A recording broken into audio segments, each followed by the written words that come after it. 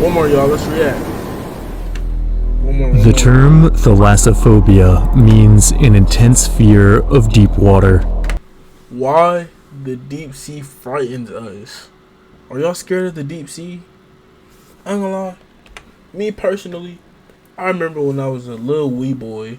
You know what I'm saying? I think I was like 12, something like that, something around there. I remember I got this one movie from my friends, and I think it was elementary or middle school. It was Jaws, bruh. The first one. And bruh, I watched it at my mom's friend's house, like right before I was finna go to sleep. Bro, next day we woke up, we was cleaning the pool. Bro, I was scared for my life, bruh. I thought sharks was like coming to get me. Like, nigga, I swear to God, bro, I was in the water, bro, cause the water was dirty, bro. I think it was dirty, bro. Like we was cleaning that shit or something, and like I just thought the shark was gonna jump out that bitch, bro. If you seen Jaws, bro, like how the fuck you gonna beat Jaws? Like that big ass megalodon, acrobatic, aquatic, like bro, you can't fight that fish, bro. Keep it a buck. It is one of the most primal and understandable phobias, for the dark abyss has always been a birthplace of monsters. Lurking below the waves are not only bizarre species known to science, but a vast multitude of imagined leviathans. Something about the fathomless void floods the human mind with visions of nightmarish creatures, which have scared and fascinated us since we first gazed into the deep. So, for this entry into the archive, we'll dive into depths both real and imagined, and discover what terrors lurk within the heart of the sea. Beginning your descent. Cruising depth in roughly 40 seconds. Stand by. I'll begin with the game Iron Lung, where you play as a convict sealed inside a cramped submarine, exploring depths so far below the vessel's safety limit that the only window has to be welded shut. It's a good starting point because despite its retro-style graphics, I believe that, short of falling into the Mariana Trench, it's the closest you can get to experiencing the terror of the deep sea firsthand. Iron Lung takes place in the wake of an event called the Quiet Rapture, in which every known star and habitable planet just vanished, leaving behind only those who were on space stations. And one remaining moon is now covered in what seems to be an ocean of blood, and it's this ocean you're diving beneath. Very relaxing stuff. What? With the window welded shut, your only way of navigating is using a primitive radar system that pings when you're near a wall. But soon, you start to get pings even when you're in open water. The sole method of checking what's out there is using a camera that essentially works like an old Polaroid, taking a few nail-biting seconds to process the image.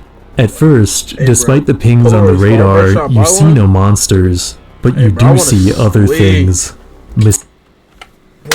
Listen, bro, hear me out, bro. I'm finna get a Switch, maybe.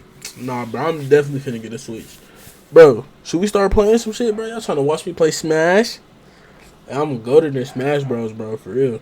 Or y'all trying to watch me play Pokemon? Alright, you said no? I understand. Sorry. Mysterious bones that defy explanation, twisting structures that almost resemble pipes, even, impossibly, what seems to be the remains of a building, until eventually you take a picture, and in the corner... It's hard to convey how frightening this moment is. Because of the delay, you know that the creature might be right on top of you, but you take another picture and it's gone, like there was nothing there at all. As you continue, despite the vastness of the sea around you, the interior of the sub comes to feel paradoxically claustrophobic, made worse by malfunctions like sudden electrical fires. Later, the vessel starts flooding, blood rising up to your waist. Eventually, a huge object appears on the radar, and when you go to take a photo... This was about where I hit my limit, which is a testament to how expertly Iron Lung uses its minimalist mechanics to simulate the terror of the crushing depths. While its ocean of blood is of course fictional, the dread it conjures seems drawn from real encounters with the deep sea. Frightening experiences with the ocean aren't anything new. Stories of sea monsters, likely inspired by fleeting encounters with abyssal marine life, have existed since our first days of seafaring. But for much of history, many regarded the idea of life surviving in the deep as superstition. In the 19th century, the popular abyssus theory proposed by naturalist Edward Forbes held that no species could exist deeper than 300 meters, or 1,000 feet below the ocean surface.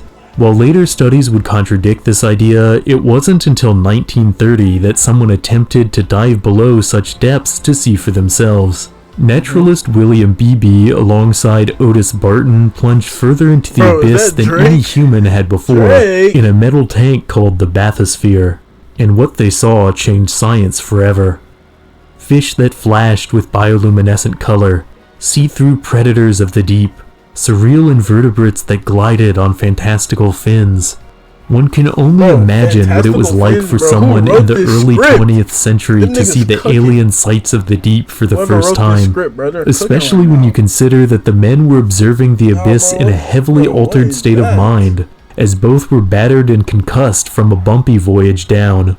Perhaps it's no surprise, then, that not all the fish they claim to have seen have been identified. Beebe stated he saw a bizarre creature named the five-lined constellation fish, and while no such species has ever been spotted again, the description bears a striking resemblance to a deep-sea comb jelly, which Beebe might have interpreted as a fish, unable to comprehend its true form. Even more incredibly, Beebe claimed that two giant dragonfish larger than the sub itself swam by, which have also never been documented since. It's possible that once again, Beebe saw another deep-sea species and misidentified it, or it's possible that these giants have simply eluded detection. In either case, the bathysphere's descent and others like it flooded the public consciousness with visions of the watery depths. Over the next few decades, numerous leviathans rose up from the abyss and into early cinema, with movies about aquatic monsters terrorizing the land becoming exceedingly popular. One of the most famous of these films was the 1954 adaptation of Jules Verne's 20,000 Leagues Under the Sea, a movie with origins even older than the bathysphere. The novel it's based on comes from 1870 and actually predicted the invention of submarines, making it foundational to all sci-fi interpretations of the deep sea. Hey man, I just want to explain. We're reacting to this video to see why the sea frightens us, you know what I'm saying? This is an informational video for me and everybody else who's watching, you know what I'm saying? We're here to learn, bro. We used to watch shit like this in school. Y'all remember? Leading into the modern era, the vast majority of films about the ocean have continued to portray it as a hostile realm. Nearly everything about the uncharted depths lends itself to horror, from the crushing pressure to the low visibility to the bizarre creatures that swim in the gloom. The deep sea can be so alien, some works of sci-fi have imagined it as home to literal aliens. In James Cameron's The Abyss, humans make first contact with a group of advanced aquatic extraterrestrials who settled in Earth's oceans long ago. The film seems to take inspiration from In the Abyss by early sci-fi novelist H.G. Wells, in which an explorer discovers a similar hidden society of intelligent, undersea beings. Perhaps it should come as no surprise the ocean is portrayed as a hideaway for extraterrestrials, as many real deep-sea species seem like they'd be right at home on another planet. Take, for example, the barrel-eye fish, an animal with translucent skin that allows it to look upwards through its head to spot prey. Or the vampire squid, a cephalopod whose underside is covered with fearsome-looking spikes to ward off predators. The life forms of the depths can be so unsettling, it's understandable that most media interprets it as a terrifying realm. Yet a greater understanding of the oceans hasn't just led to fearful artistic reactions. Abzu is a soothing video game that makes a stirring case for the beauty of the undersea realm. Following the voyage of a diver through stunning marine environments, the gameplay involves no combat or survival mechanics. Instead, you spend your time drifting through shoals of simulated fish, taking the flipper of a porpoise and leaping over the waves, or diving with giants of the deep. Abzu invites you into the beating heart of the ocean, where every moment thrums with the rhythm of life. At the same time, it is a game that politely asks you to let your mind wander, to let go of your fears and meditate on the calm vistas around you. But even in the cheeriest, most brightly lit renderings of the ocean, there are often moments where the dread of the vast abyss creeps in. One major example of this appears in Beyond Blue, an underwater exploration game where you catalog different species of marine life. Compared to Abzu, Beyond Blue takes a less stylized but equally peaceful approach to underwater exploration. Yet even though it's not intended to frighten, there are parts of this game that I find scarier than the entirety of certain horror titles. There's a moment in Beyond Blue where from the pitch black void, a giant squid attacks your camera, before disappearing again into the unknown. That scares you, bro? That made me think about calling her, bro. The game shows that even in an educational context, the deep can be unintentionally unsettling. Perhaps the ultimate example of accidental horror is Subnautica, a series that plunges you into the alien seas of a distant planet. Subnautica and its sequel bring you face to face with so many nightmarish aquatic predators they're often described as horror games, or at least horror adjacent. Yet that wasn't the intention when the game was in initial development. Originally, Subnautica was planned to be a more relaxed cruise through an aquatic realm, but early testers kept getting frightened by the unknown depths, leading developers to realize the potential the game had as a more intense experience. Yet the power of Subnautica comes from more than just jump scares. The game will stun you with the vastness of megafaunal filter feeders, befuddle you with the bizarreness of unclassifiable oddities, and bewilder you with the blurred light of bioluminescent wonders. Though not set on Earth, perhaps more than any game, Subnautica presents the experience of the ocean in its totality, a realm that inspires both awe and terror. I think it's curious, then, that despite crafting a painstakingly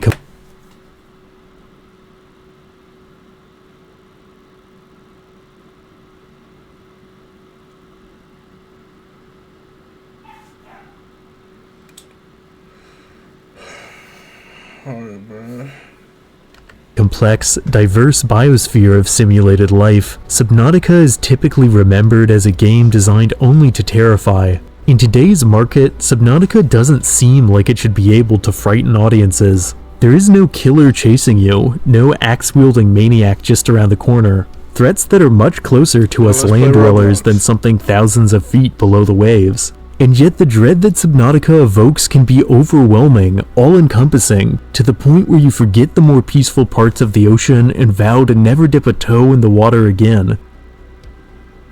Even when the ocean isn't presented as something frightening, the vast majority of humans still feel some uneasiness towards the immeasurable deep. In regions where the light dims and visibility drops off, our rational mind fades out and our animal mind checks in and gets to work frightening us, conjuring images of immense leviathans twisting just out of sight. Of course, it doesn't help that there are leviathans in the depths. Abyssal gigantism is the scientific term for the tendency of deep-sea dwelling animals to grow far larger than their shallow water relatives. While there are some proposed explanations for this phenomenon, the inaccessibility of abyssal habitats means that there's still much we don't know about the giants of our own oceans. It can make you feel like anything might be down there. And that can cause problems.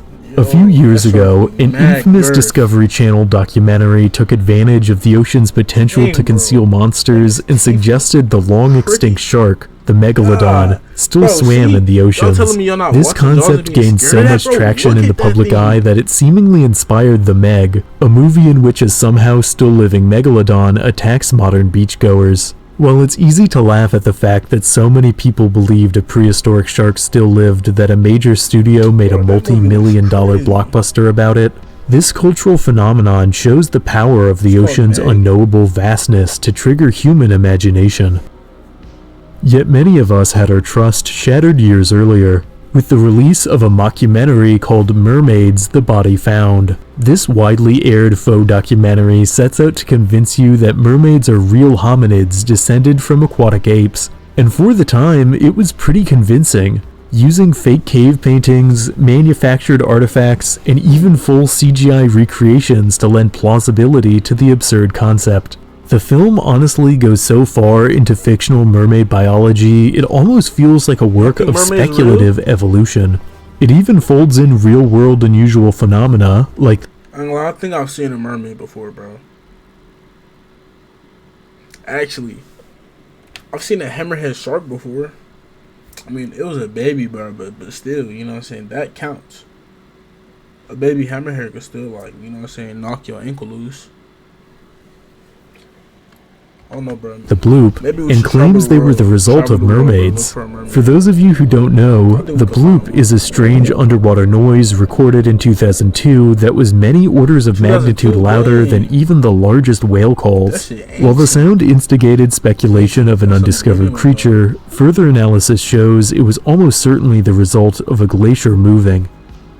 But the speed at which these hoaxes and misunderstandings have spread shows that the skeptical part of our psyches shuts down when it comes to gazing into the abyss. It's no accident that one of the most widely reported childhood fears is of a shark lurking in the deep end of a swimming pool.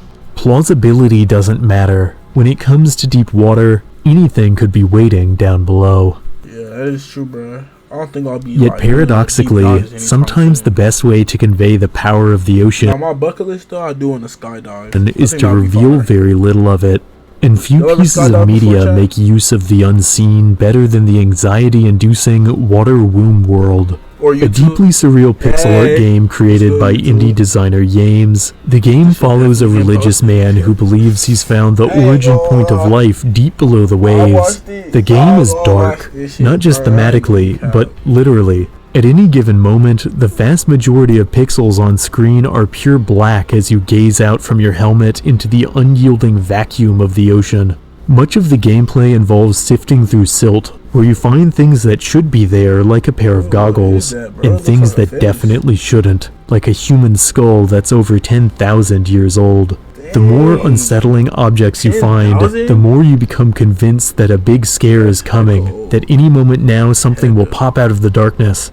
But nothing comes, until back at your undersea lab, you hear this.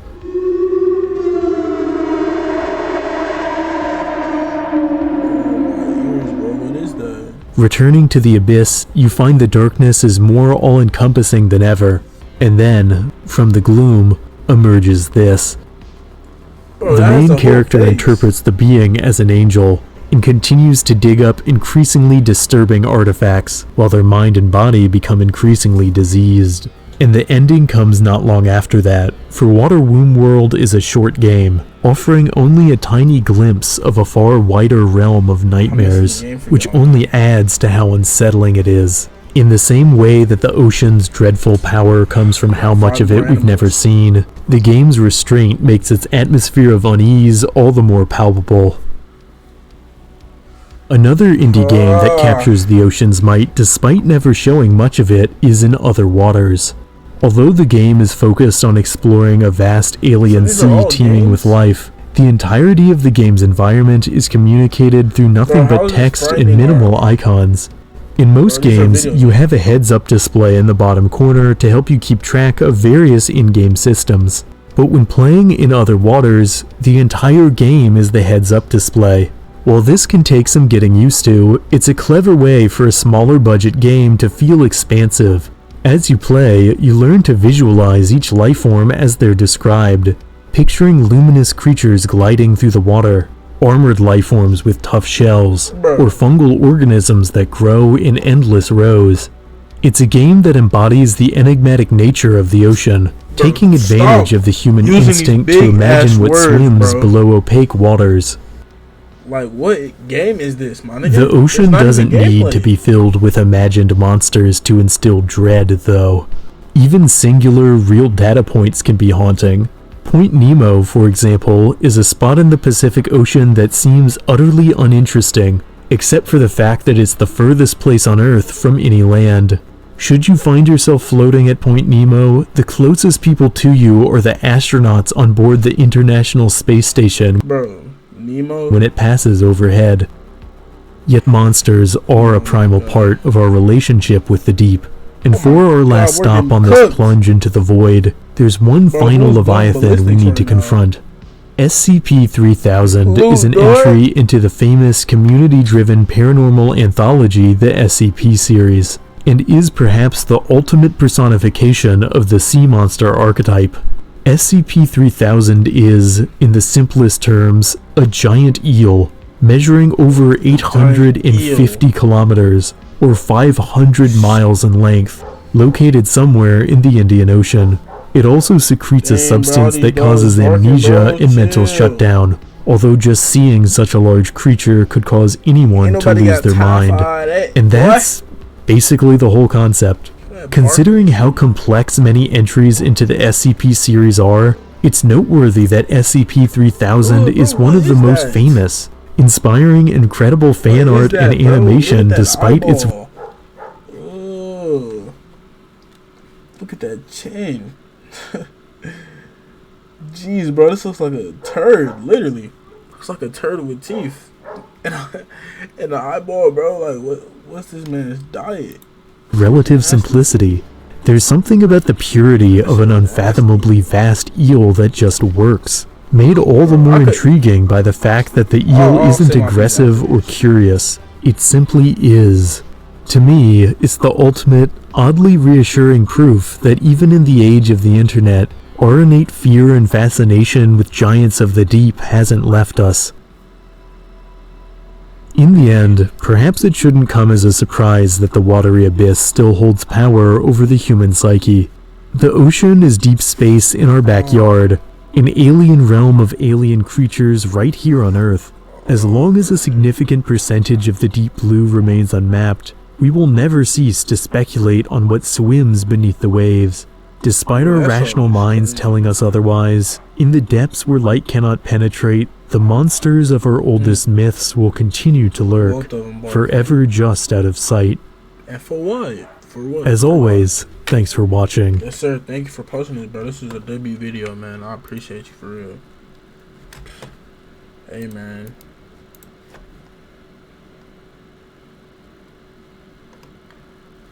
Y'all was messing with that video. And I feel like that was a very interesting video, bro. Very informational. You know what I'm saying? We learned a lot from that video. Like, I think maybe, just maybe, we'll be 10 times smarter. You know what I'm saying? And we'll be less afraid of the ocean because we know what's in there now from video games that don't even have gameplay type shit. But bro, let me tell you why I'm scared of the ocean, bro. So maybe y'all can tell me in the comments why y'all scared. Bro, listen. In the ocean, you have no control, no power of what's happening to you, bro. Like, if bro, them sharks, bro, that's their kingdom, bro. They live there, bro. They run that. That's them. Like, bro, you're not gonna move fast. You're not gonna outswim a shark. My guy. Like, you're not gonna outswim nothing, my nigga. So it's like, you can't shoot a shark in the water. So it's a lose-lose battle, bro. So I ain't gonna lie. I'd rather keep my odds on land, you know what I'm saying? But with that being said,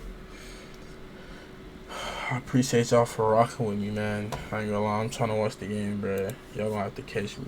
No cap. I'm trying to watch the game, bruh. Y'all gonna have to catch me in the next one, bruh. But hey, y'all be safe. I love y'all, bro. And I'm gonna see y'all later. Hey.